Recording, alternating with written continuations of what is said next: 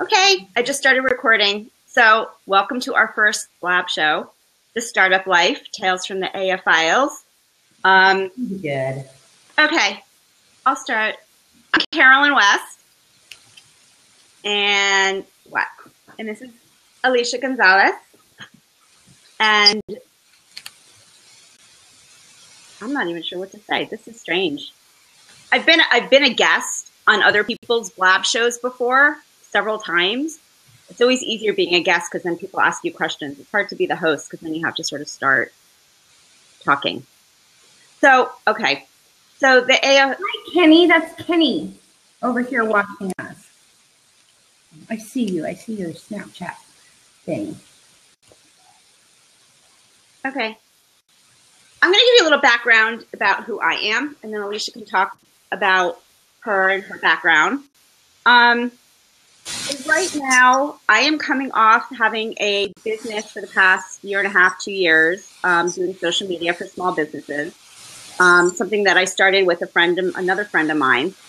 And after working that business, I decided that my real love is helping other women start businesses and realize their full potential. So I kind of put the social media stuff on the back burner to partner with Alicia in this new business, in this new endeavor, which I'm kind of excited about. I am definitely, I guess, a serial entrepreneur. I have had several businesses in the past. My background is in interior design. I've had, I've had like 2 or 3 different interior design businesses. I had a gift boutique business with a friend of mine many years ago. Had my social media business. I've always done things on my own. I've always I've always had that hand in a business somewhere before, along with working for other people too. But I go from thing to thing to thing. I have to have a lot of things on my plate because I can't just ever do one thing. Right. You're the same way, right? Yes, exactly. So, okay. So how did this happen? How did it happen that you came to partner with me? Kind of like a really quick little like, hey, want to do this? Okay, let's do this. Yeah. I needed a person. I've had the idea for a long time. I've had the idea for a long time, but then it's just like, oh, I'm going to do this right now, and then I'm going to tell the world that I'm going to do this. And then I was like, I need people because people need people, and I'm picky about my people. Yeah. So, but then there you were in some, you were just like there flashing all over Facebook, and it was like this epiphany, like, Carolyn is my person. So, and I don't think that I could have done this alone. And now I have really big hopes for what I think this is going to do for women. I really think that there's so many women who they just need somebody to tell them they're not alone. That's the truth. What time did I get home? I got home like 15 minutes before this thing was supposed to start. We don't have anything scripted. Yeah. And we're going to do it anyway. So should we invite people? This is being recorded. I did. I put it on Facebook. I said, we're on. Come on over. I did. I put it on. But that's okay. Let's go because this is going to be recorded. And then we're going to. Yep. Next time somewhere. People actually pop in. Well, I think. So I did a Periscope like this before. There was nobody there. But it did get replays. Yeah. And it was a very short one. So I think this is a perfect example. Somebody said, well, I don't have any customers. Right. How would I do that? You need to, you know what? And it's true. It's like you have nobody following you. You have no customers. You don't know where you're going or What did you say? No skills? Just do it. Just right. start. Because, and I think that's the biggest fear of people. It's like starting something new and then nobody's going to show up. Well, hello. Nobody's here. Whatever. It's okay, but it's okay because, we get to practice and figure out what works, what doesn't work, what's good for us. And you just need to start. And I think there's so many excuses like, oh, I have to get the kids to school and I have to go shopping and I have to get the house cleaned and I have to do this other work. And there's always you will always have an excuse. Well, I guess that's it. I mean, I think about that too, like, you know, when people have children, there are people who do that perfectly, right? It's all planned out and they're ready. And, you know, before they're even pregnant, they've got the scholarship, college funds already set up, and they know exactly how life is going to turn out. No, you don't. No, you don't, because you are not anticipating that morning when you wake up in the best of moods and your teens like, I hate you. I hate you. Huh? You're the worst mom. You're the worst mom. Huh? You're so old. And I got that yesterday from my 11-year-old. What did she say to me? I put it on Facebook. If there was a school, if you went to school for being a mother, you would have failed. Exactly. And then remember, I was talking to you the other day. We are great moms. I think, you know why we're great moms? Because we do what we have to do anyway. Right. Regardless. Right. And, you know, maybe we pick and choose what our passions are, but that's a really good example for our kids, that they don't realize it now. You know, just the other day, my teen, he was saying, how do you do this? How do you stay busy so much? And I'll tell you, this poor kid, he's really busy. And I have been warning him. I said, you know, soon there's going to come a day, and it's going to be soon, because he wanted to add on some more activities. You're going to wake up in the morning, and the first thing you're going to think is, how am I going to make it through the day? And that's a crappy way to start your day. And I'm going to have to teach you to not wake up that way, because otherwise your day, these things that you say that you want to do, are going to consume you. Right. And it started happening. I mean, this poor kid, he, left the house at 7 a.m. the other day to go to school. From there, he went to an after-school activity where he does homework and credit recovery. From there, right before that, he had to run 5 miles to make up some stuff for PE. So he was doing these mile runs, and he did 5 of them. Then he went to the program. Then he took the bus to soccer practice, and he didn't get home last night until almost 10 o'clock that I picked him up, and he didn't get to sleep till 12. Yeah. And I think that's what happens with business people as well. It's not just the being busy. It's the thinking, I can't do that. They are already negative before they start. Yeah. And when they do start, you wake up in the morning, but we go through that. It's not like we're sitting here saying, no, that doesn't happen to us. Right. It happens to us. And well, I think so many people feel like what you said, if they can't jump in with both feet and give it 100% right from the start, then why bother? Right. You know what I mean? So they put it off and they say, well, next week when I'm not so busy, I'll start. Or, over the summer, or when the kids are on spring break, or when the kids go back to school, I'll start. When I'm, there's always what if, and they put it off, not realizing that had they done teeny little pieces of it a year ago, look where they would be now. And that's absolutely. And it's one of the I tell my husband this all the time, who has all these business ideas, and he has the same excuses. I don't have time. I don't have the extra money. I don't, I'm too busy working to really focus on my own thing. What's our budget, Carolyn? Huh? What's our budget? What's our budget? Yeah, what's our budget? Tell them what our budget is. We have no budget. We have no budget. We have no money. You don't need a budget. That's right. Money. There's so many things. I mean, I think growing up, we've already grown up, but I think starting a business today, as opposed to starting a business 20 years ago, before there was an internet, before there were any of these connections, before there was email, none of that existed. And or this to be live, or to create an audience online. Exactly. So if you wanted to start a business, you had to market. You had to put money into, direct mail and advertising and magazine ads and newspaper ads, and you had or a big old billboard type sign on the back of your Durango. I've had those metal signs on the back of my car before. This is what I do. But no, this was my whole window. Hey, Mamacita, do you want to go out for a date? Not one real estate client. See, for real. So that in itself doesn't even work. I even did the direct. Oh, no, it doesn't necessarily work. And it really doesn't, because people just toss them and you wasted all this money. So the fact that you have free marketing tools is huge. It's huge. You've taken all that excuse away. You can get free websites. Right. Facebook is free. Twitter is free. Everything is free. So let's talk for a second about farming, because you just made me think about that when you're talking about the advertising.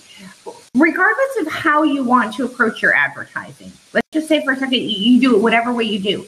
You have to have the right target audience. Yeah. And I think that is something that people really struggle with. And I'm not going to lie. When I first started blogging, all these people were following me. And I would tell other people, I don't understand, why are they following me? These are like my competitors. Why do I want them to follow me? Yeah. And in the business world, I would have understood it. But somehow I was looking at blogging as something different. So I wasn't offended, but I was really bummed out about it, because I was completely forgetting, for one, that these people are also consumers. Right. Right? Just completely forgetting that. Oh, yeah. So that's like my one really big tip. Everybody's a consumer.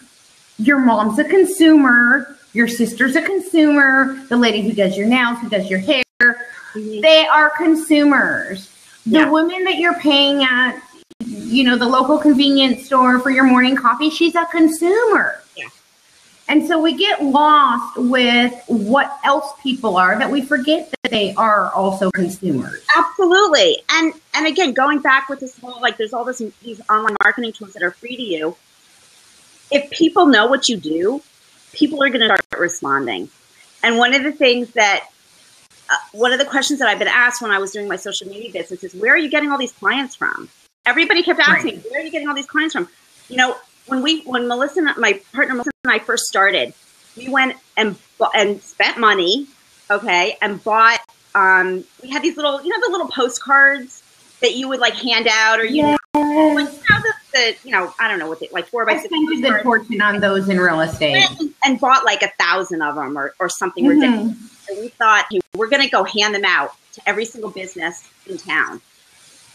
You know how many we ended up with 2 years later? 1,000 postcards. We never handed out one. And so where did I get all my clients from? I told people what I did. Right. Plain and simple. I said to my friends, I said, hey, I started this new business. And you know what started happening? Even though they might not need me in my business, they knew somebody. Or somebody mentioned, oh, hey, I'd love to get a social media person to do this.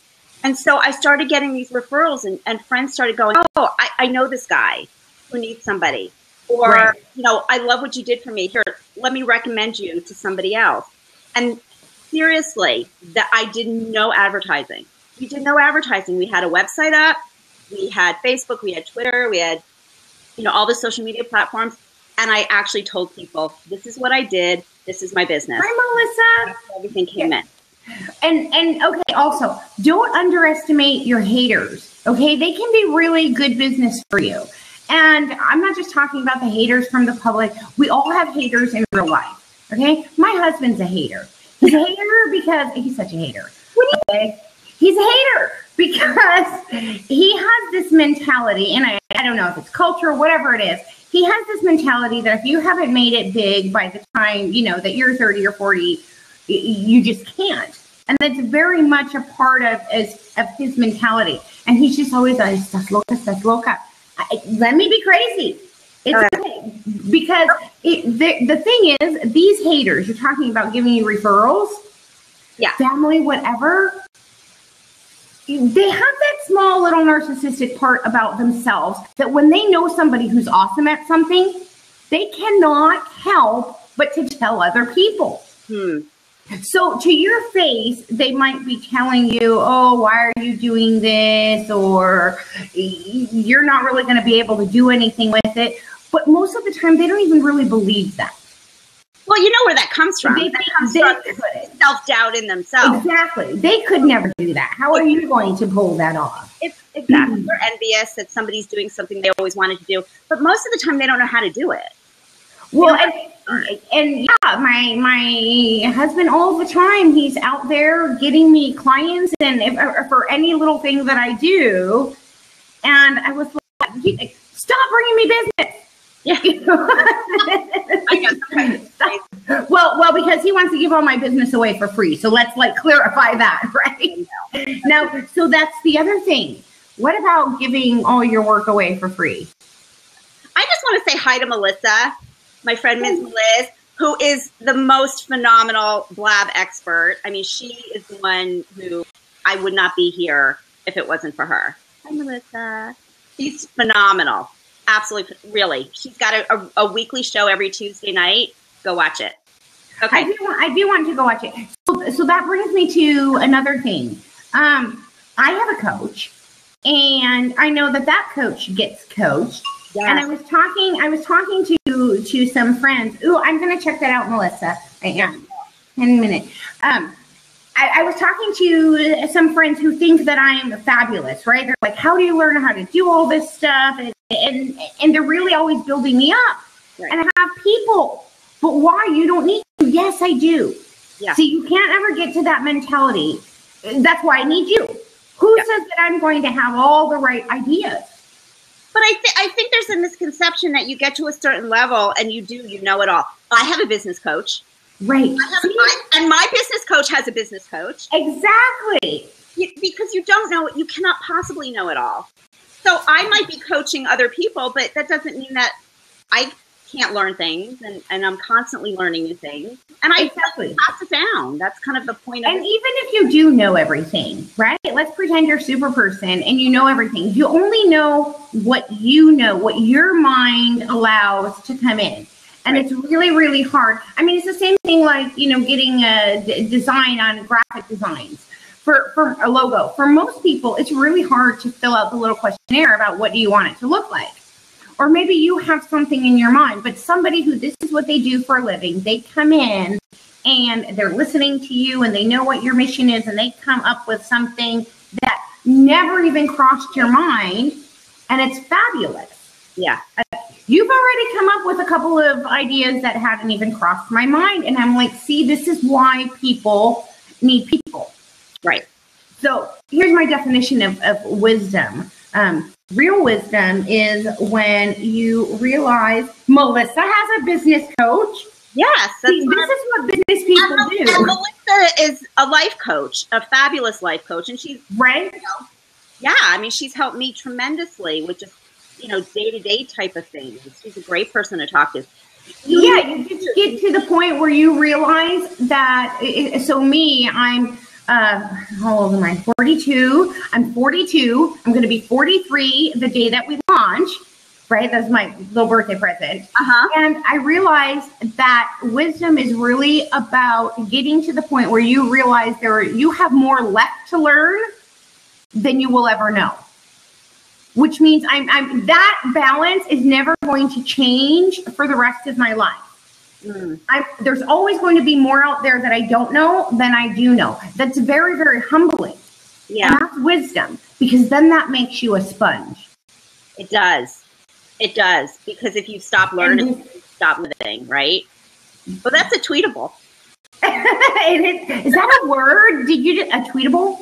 A tweetable. Yeah, it's a tweetable. It is a word. Wisdom in life is when you accept your life. Yes, I totally agree, Melissa, because I look at people getting all of these crazy, great opportunities. Yeah. I don't feel jealous. In fact, I would feel worse if I got offered that opportunity, didn't have the guts to tell it like it is and say, you know what, I'm not going to be able to make this happen.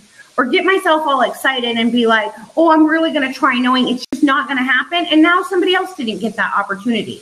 There's enough opportunity for everybody. Wisdom in business is when you accept that you always continue to learn. Yes, exactly. I mean, I tell Antonio, don't think you're going to grow up, my 16-year-old, don't think you're going to grow up and know it all. There's going to be a moment where it's really, really hard when you realize, I don't know anything. And I have a 16-year-old as well, and I hear it all the time. It's like, oh, Mom, I know all that. It's like, oh, no, you don't. They do. At 16, they think that they know so much, and they think they know so much more than their parents, and you don't, and I don't. Well, and oh yeah, it's funny. We all have these kids around the same age, and you have an 11-year-old, I have a 12-year-old, and then I have the 3 6-year-olds, and they're mean. Shut up, you stupid mommy. But yeah. So the last 3 times that we went into the local grocery store market, one of them had an accident in the store. Every time, the last 3 times that I took them with me in this one store. I don't know why, but there's probably a picture of me, in the employee lounge of this store. This mom's kids are going to pee on the floor. Oh my God. If it's not feces, which it was one time. Oh, no. And I tried to be, yeah. So what do I do, though? Do I not go to the store? I go to the store. This is my life. Okay? This is my life, and it's not always going to be like that. But here's the mistake that people make. They think when we say it's not always going to be like that, that means it's going to get better. It gets different. It's different. Oh, my God. You finish my sentences? Huh? You finish my sentence? I didn't even know we could do that. You could do that. That's my saying. That's my thing. That's my jam. Huh? It gets different. It's different. It's not better or worse. It's not harder. It's different. It's different. It's different things that come up that you need to deal But with. you get different about approaching them. Yeah. And that's where there's a good chance my kids won't have an accident at the store, but you never know what they might do. Melissa has great kids. Melissa has 3 boys. They're great kids. So My kids are, they're great kids, but my goodness, I mean, they are a handful. No lie, they're a handful. Yeah, but who has more than one child who has said my kids are like angels and perfect all the time? They're all handfuls. Yeah, I don't like that. I mean, love your kids, of course, and I love my children, but we have to be real, because sometimes what is happening over there? Oh, it's like giving like thumbs up, kind of like. There's Melissas all over my screen. It's pretty cool. That is so cool. Yes. Oh my gosh. So no, what was I going to say? What was I saying? I don't know. It's different. The kids. When we were yes, the kids and thinking that they're yes, the kids. So, when I was breastfeeding these kids and supplementing them, so it was 24 feedings per day. Thank you. I love Blab. 24 feedings per day. That was the breastfeeding, okay? Because it was once every 3 hours. So that's 8 per child, 24. Thank you, Melissa. I'm so happy you're here. You're going to be one of my coaches too, because she speaks so highly of you. But yeah, so 24 feedings a day just on the breastfeeding, 24 feedings a day just on the supplementing. That's at 48. Hi, Renee. And then I had to pump 24 times a day. Insane. And there were days that I just thought I would never make it past that. Yeah. But it's funny how quickly we forget that, you were living whatever you were living before. Then when they started to crawl, then that was a nightmare. Oh, sure. Oh my God, I can't keep up with them. They're everywhere. There's 3 of them. They're this, they're that. But how quickly and how easily it was for me to forget. And that was a long time that I did that. But we have to get ourselves out of that excuse mode, because that's what I was going through. Would I rather have to feed 24 times and 24 times and 24 times in one day, 72 times in a day? Who does that? Or am I happy that all of that helped build them up to be strong enough to start crawling all over my house, and I'm chasing them and losing a little bit of that baby fat that I had? So I think it's really about perspective. Who left? Who she left? I don't know. Renee. I don't know. Oh, yes, because I said hi.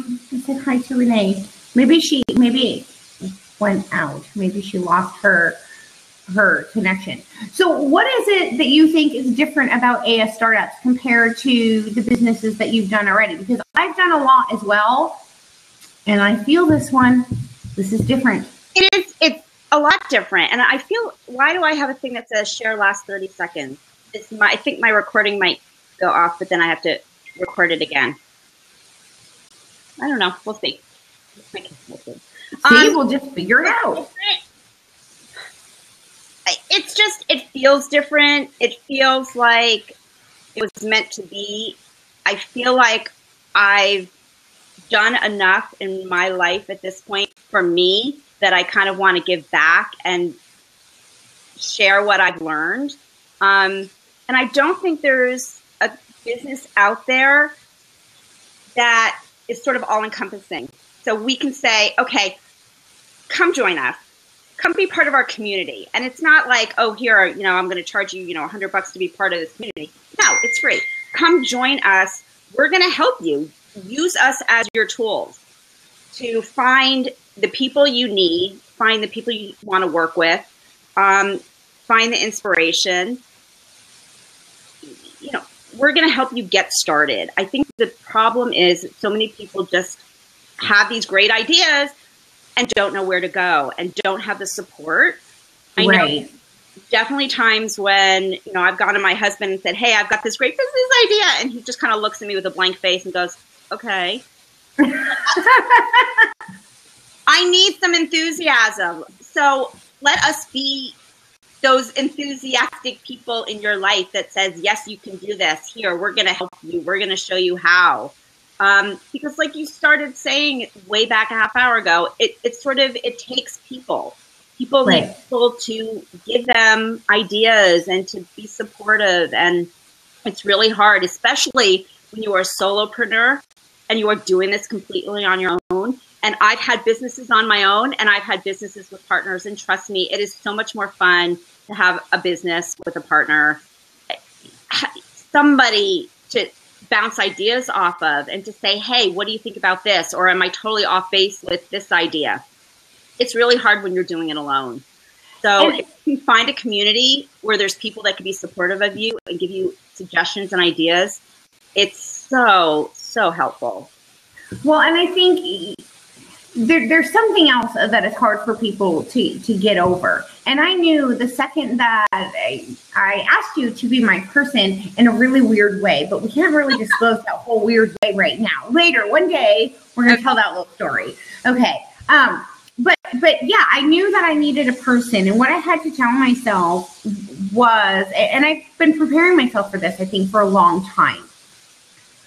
Any business that I ever want to have that is going to be successful will not only be successful because of me. That is the hardest. It's going to be successful because of me, but also because of the people that are involved with that business, even in parenting, right? We want to take all the credit for our kids' successes or all the blame for their failures. Right. And it doesn't work like that in life with people, with businesses, but you have to be willing to let go. So either you want to have a hobby that makes you a good living, and that's fine. You can do that, and you can be a sole proprietor, and you don't have to answer to anyone. But there is still an element of having to answer to people when you have a business. You have clients, you have customers, you have vendors, you have relationships. Yeah. So I think that sometimes people aren't prepared for that aspect when they go into business by themselves.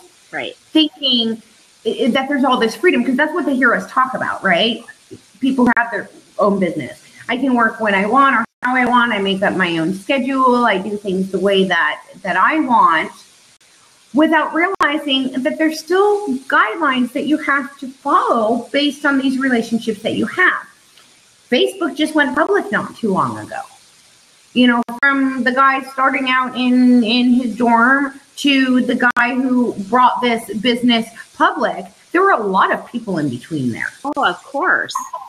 A lot of people. And even if you are working, you are a sole proprietor, and so it's just you as the face of your business. Exactly. You're not going to, and there's things like word of mouth, and there's your friends and your family, like you said, who share what you do, and people need to know what you do. And so to sit there and go, okay, I'm going to start this business, and I'm going to be like this in this little tiny box, and I'm not going to tell anybody, and I'm just going to focus on getting everything set up perfectly. Right. It doesn't happen. It doesn't happen that way. At all. You need to go out there and you need to get other people's opinions. And you need to share your ideas and be open and honest about your struggles as well and things that aren't working. Yes, collaborating. And you're going to need advice.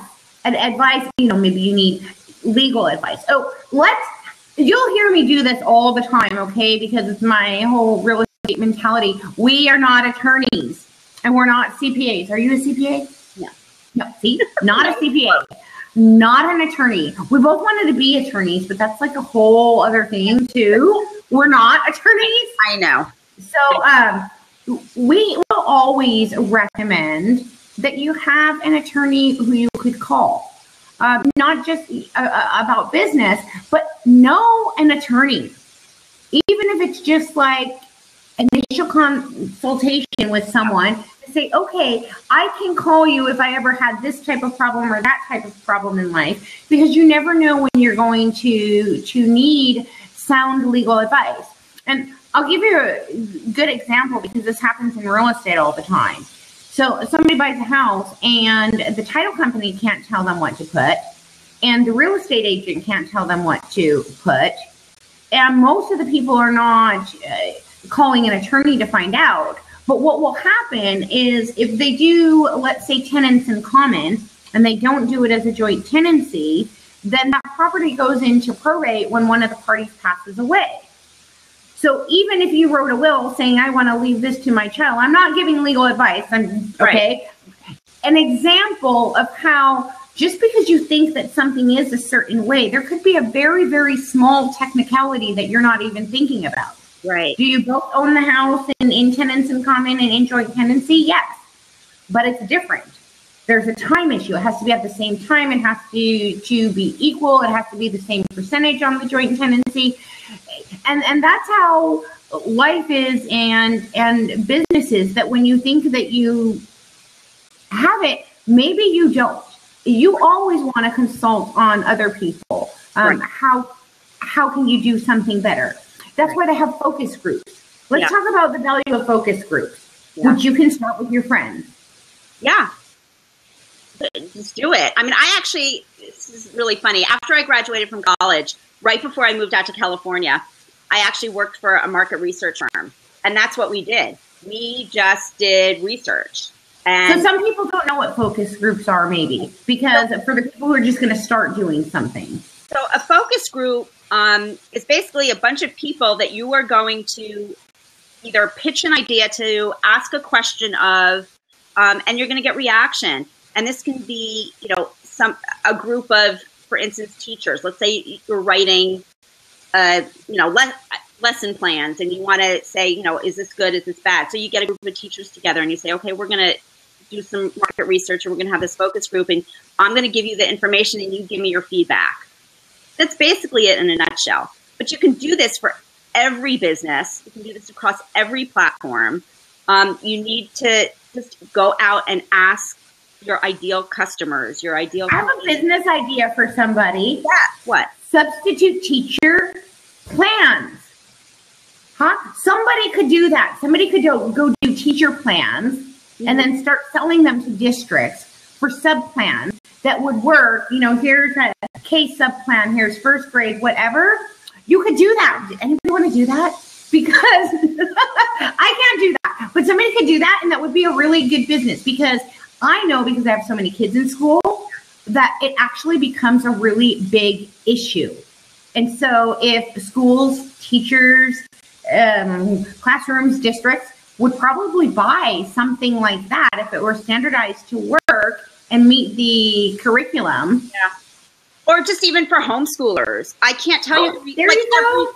Every day I'm hearing people ask questions online, people who homeschool their kids. Well, what do you do for this? And what kind of new science things can I do with the kids? And there's so much stuff out there. People are hungry for information. okay, across every platform. People are hungry for information. If you can provide information, you've got yourself a business. Period.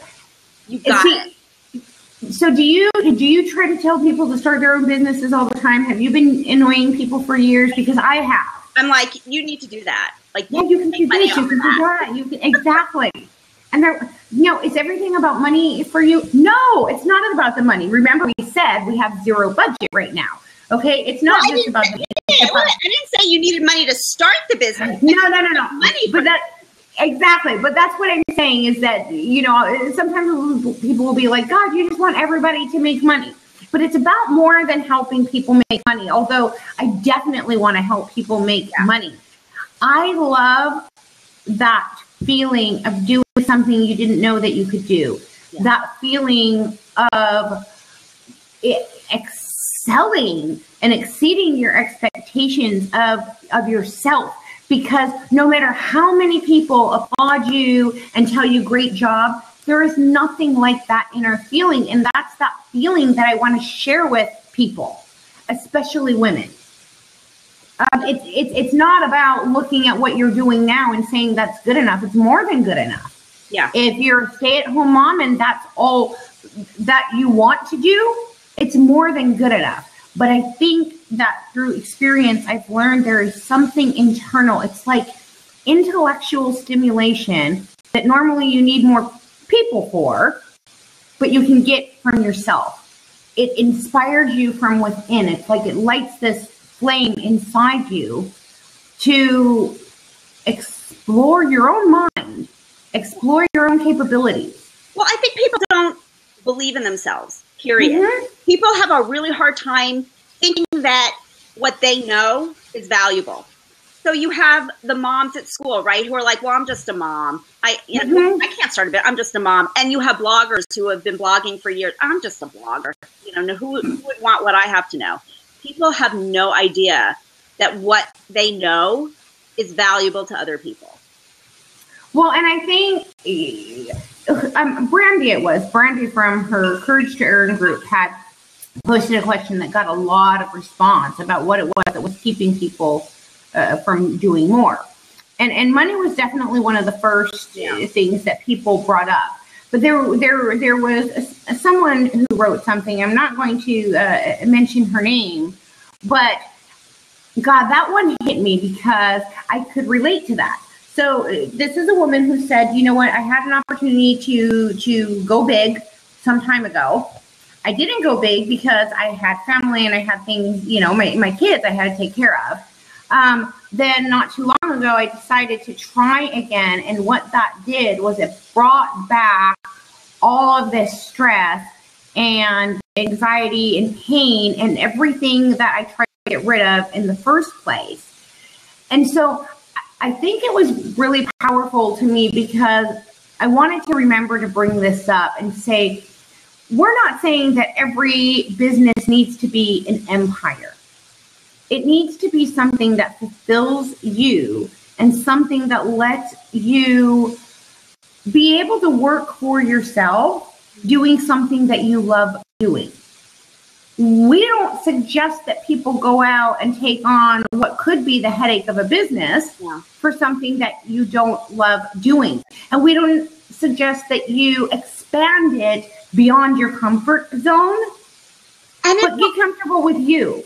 And so here's my story. So I started the social media business, and for the most part, it was pretty successful. I mean, I was making a living. I had clients. I was busy. I was busy to the point where it's like every day I would wake up going, oh, I need to hire somebody to help me. I got to that point.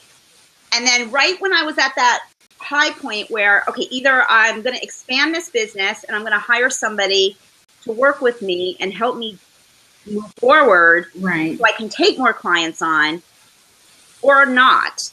And I kind of made that decision or not, because I started thinking, if I have to wake up every morning stressed about, oh, I got to get this done for this client, and I got to get this done for that client, and oh my God, I have all these postings I need to do. And if I was that stressed over it, why on earth would I want to take more of that on? I mean, and it was kind of a light bulb moment that, here I am. I invested time and effort Right. into this business. And now it was like, now I didn't want to do it anymore. Oh my God, what would people think of that? And what would people think of me, right? And how could I do this? And I told everybody I have this business, and now I'm just going to kind of not do it anymore. I mean, what a failure.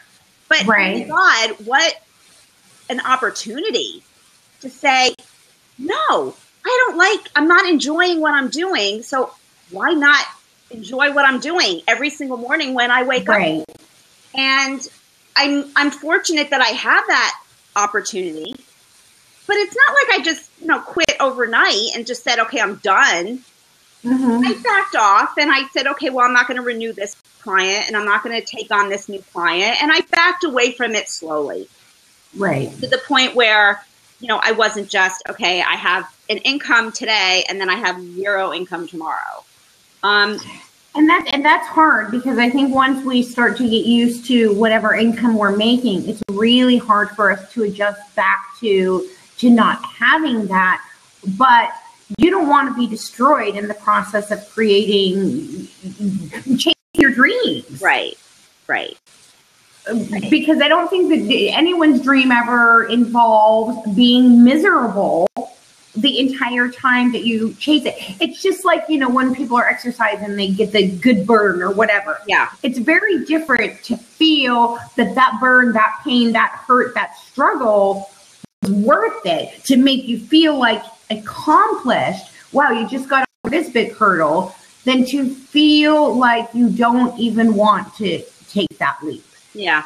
And there are a lot of people who let their businesses go, or they sell it, or they whatever. I mean, if you know somebody who would like to do that, it doesn't matter if it's $1,000 that you sell your business for. If you don't want to do it anymore anyway, hey, you got $1,000 out the door. Yeah.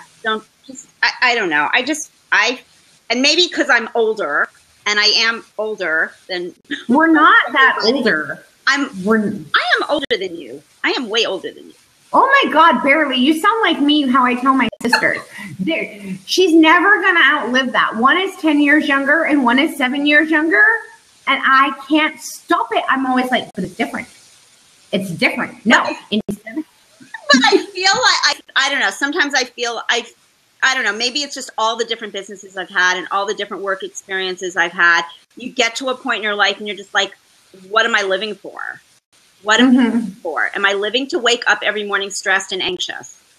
It's not worth it. It's just it's just not worth it. I don't have any clean dishes. It's okay. Exactly. Okay. I just cleaned up my room yesterday just because I needed to clean it up. But the rest of my house is a disaster area. My actual office that I'm supposed to have. Oh, don't get me started on my office. Everything. I don't work in my office because it's a mess. I mean, how crazy is that? Because I just don't. But it's all priorities. It's all figure out. Well, and it's hard. It's hard to adjust that, because honestly, I function much better in a clean environment. I like things to be organized. I don't like to have any dishes because I don't even have a dishwasher. So I have to wash them by hand, and it can take up to 2 hours a day if I let them stack up. But sometimes you just have to stop. And so regarding priorities, I always hear this term juggling. I got to tell you, I hate that term. I hate the juggling priorities, because the way that I look at them is that they're rotating priorities. Right. Because they are equal. Yeah. So as they're rotating, the difference is you're not like this, right? Always unbalanced, but you're focusing on this one, and then you're focusing on this one. And that stays a priority. You're not done with that priority. But as you shift and you rotate to the next one, at some point you're going to come back to that one again. And then, okay, here we go. Yeah. I'm going to spend another day working on this priority. Right. I pulled an all-nighter, which I don't recommend, but every once in a while I'll do that. So I pulled an all-nighter working on our website that's supposed to go live on the 17th. And it was rough because I don't know this template and I have these ideas, but it was really worth it, because even in that all-nighter, I was enjoying it because I thought, wow, I really like this template. You can do a lot of things with this. I mean, while I was doing that, I got this affirmative feeling that I am definitely changing my 24/7 Modern Mom website. Like once this is all done, said and done, that's on my list. I'm changing the theme. I'm doing everything. I was so excited about this, but I enjoyed it. So I didn't feel that tired the next day like I would have. And I never would have pulled an all-nighter if it weren't something that I wanted to do. If it were for a post, I would have done that before in blogging, but I wouldn't have. I would have gone to sleep. Yeah. I pulled my 18-hour day. Yeah. I'm done. Yeah. But when you're really into it and you're loving what you're doing, the time just flies by. Completely flies by. I was loving it. People say, well, what are you working on? And you kind of laugh because you're like, well, it didn't really feel like work. It kind of felt fun. Isn't that ironic that I had that Facebook status? Facebook always tells you your old statuses. Yeah. A year ago today, saying that exact same thing that I had just told someone, like, they're talking about how much I'm working. And I was just like, but I love what I'm doing. Yeah. It feels like I go through my day and it doesn't feel like work. The only reason that I say it's work is because I have to tell my husband I work too, guys. Exactly. But, I have to call it work for the outside people who want to act like I don't work. But I love it. Yeah. I love what I'm doing. I love this. I love Aya Stardust. Yeah. I really do. Tell them what Aya means because everybody thinks it's Ella. Aya. Aya. There you go. Yes. Well, you're the Latina. It means she or her or both in Spanish. Exactly. Both? Yeah. Because you could be like, eso es de ella, like that's hers. Or you could be like, ella dice, she says. Right. So, yeah. But it's about her. And that was really, really important to me. And here's a funny story. I'm still bit out of shape about this. I actually started this idea as Mom Startup Ideas. Well, no, the idea was there. It didn't have a name. Then I jumped into this name, Mom Startup Ideas, went out, spent more money on that than I have on this at all. Okay, I bought the website, I bought this, I bought themes, I bought all this dumb stuff because I wanted to do it right then. And then I realized I did not like the name Mom Startup Ideas. It's about more than a mom. And even though it's definitely about moms, we're not always going to be mom like raising children. We're growing up too. Yeah. At some point that's going to stop. And so it's more about us being women in general. Right. Because mom is just something, is part of who you are, but it's not. Exactly. It's not you. You wouldn't go out into, a nightclub and go, hey, I'm a mom. Like, no. Well, are we going to the nightclubs? No, I'm not nightclubs. I don't either, but I mean, it's like you wouldn't walk into, your local chamber of commerce or a business or anybody else and go, and somebody says, well, what do you do? Oh, you're so much more. Well, I think that people actually do stuff like that when people ask, what do they do? And I think it's their default answer. So they may not walk in and announce it, but then when approached, that insecurity comes and they feel like they don't know what else to say and they say, I'm a mom. Right. It might be what you do, but it might be what you do, but it's not who you are. Right? Right. Because who we are, it really needs to be layers. We have to have layers to us because things can be ripped from our life. It's the truth because life happens. And especially at our age, it's really hard to watch life happen to people. Real life happens to people. People lose their children. They have a spouse, die of cancer. They lose their business. They lose their home. There's a disaster. I mean, so many awful things happen. And the way that people can even begin to survive those things is because there is more to them. Right. Than that one part, no matter how huge. I mean, you take your children, for instance. Today is the anniversary week of a friend in high school who lost her daughter. to eating disorder and depression. And can I just tell you that that person actually was my high school bully. So here's an interesting story. The only person I would ever say that I had a bully, and that was her. And I saw her on Facebook. And what drew me to her is how much she loved her daughter. This was years ago. And I would see that with whatever public stuff, because I guess I was kind of stalking her, you know, not stalking, right? But obviously, like, I'm stalking like on her. Stalking. Yeah, and until I start to have these feelings of friendship towards her as I'm watching her love her daughter. And I remember how much her mom loved her. And her mom had passed away. Her mom worked in the school. So her mom just adored her. And I could not help but to begin to feel this compassion for her. And at the time, you know, the things that she did felt awful. It could have been terrible consequences for me, the things that she was doing. But she was a kid. And I think that's another thing. We have to let go of grudges, and we have to look at people and see that they really are people.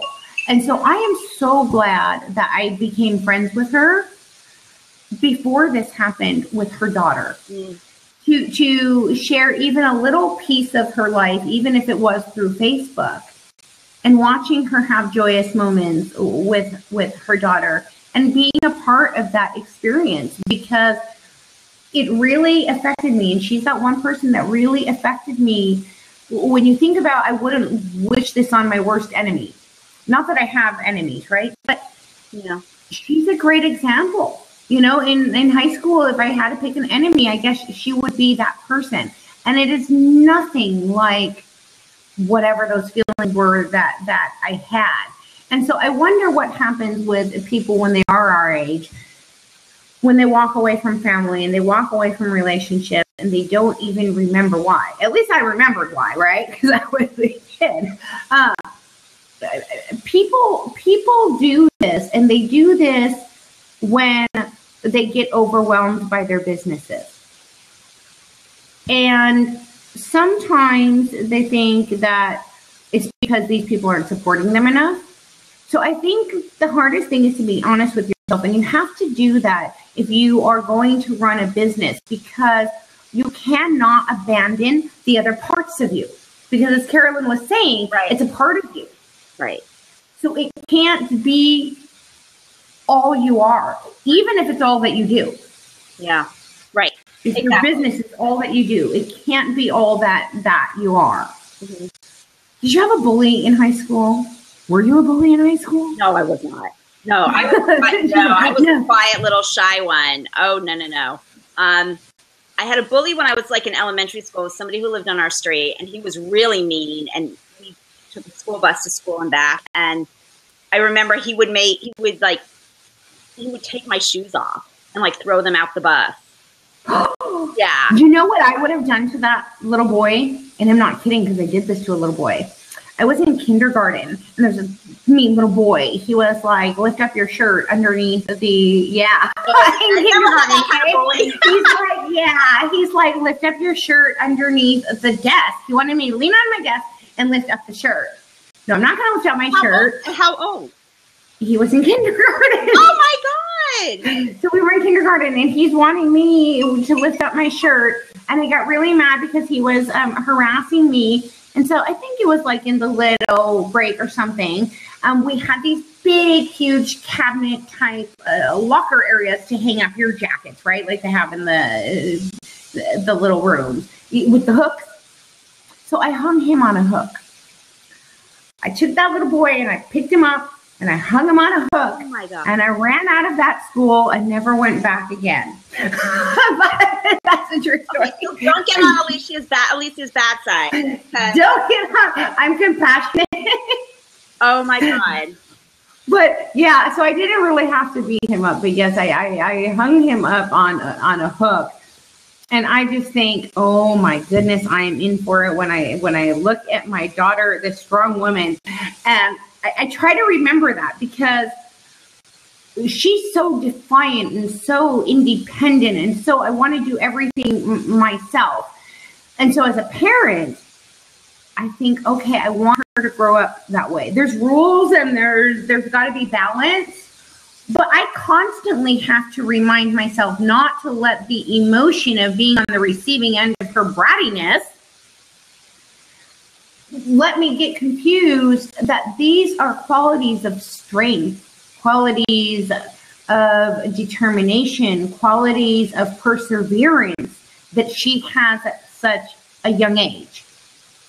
And so instead of just shutting her down all the time, I need to foster that so that it can be used productively. Yeah. And I think that's what we want to do is foster the strengths that people already have. Yeah.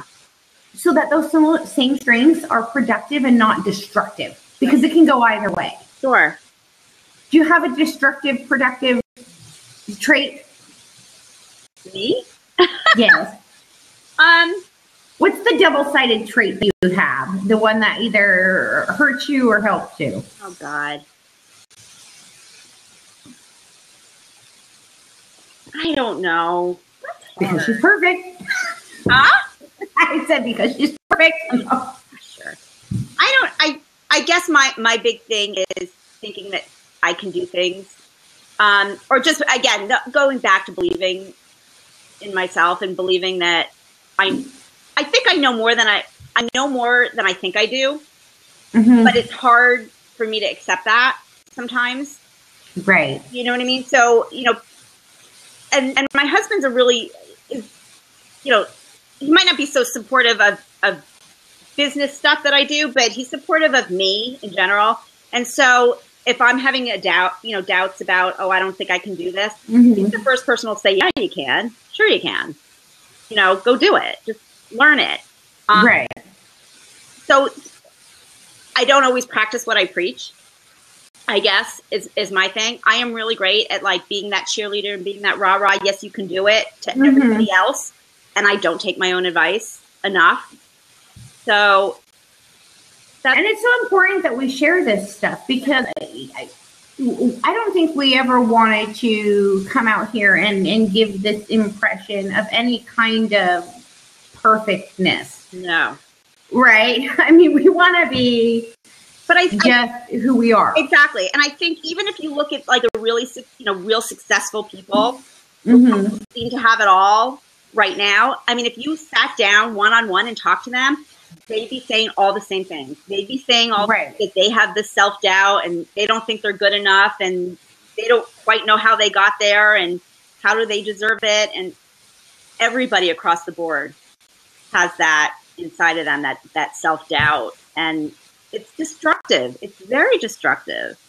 And it's very hard to get over. It is. And failures are hard to get over. So nobody even has my home phone number. Did I tell you that once before? That can't be anybody. Yeah. Because that's I need to call 911 for a bad seizure phone. It's not, I don't even use it, but that's okay. I guess they'll hang up at some point. So I was just going to say that we're afraid of failure, and our time is just about up here.